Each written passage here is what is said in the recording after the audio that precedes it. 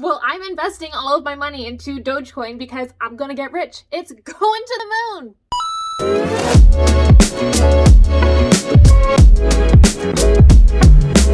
Take a look at Dogecoin. It is up more than 900% this year. Dogecoin, the cryptocurrency that started off as a joke, is no longer a laughing matter for some people.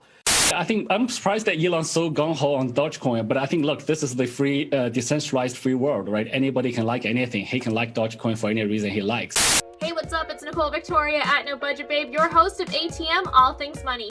If you've been hearing all the hype about crypto and thinking, should I get on the train? Then this episode's for you. Cryptocurrency is a speculative asset.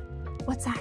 It means the only way that you make money by holding cryptocurrency is by somebody in the future wanting to pay more for it than what you paid today. Well, how is that any different than other investments like stocks or rental real estate? Because stocks and real estate are productive assets, meaning they make their own money. When investors speculate on something, meaning they are just guessing, that's when you can start to run into some real problems. Highly trained world economists can't even get it right in terms of what's going to happen in the future. Nobody has a crystal ball, which basically means that no one can promise you that you're going to make money in cryptocurrency.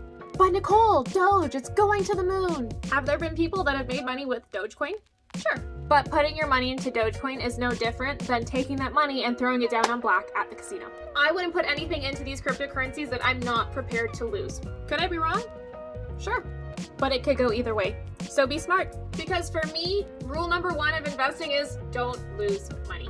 That's it for another one, guys. I'm Nicole Victoria, your host of ATM. Catch you next time on Narcity.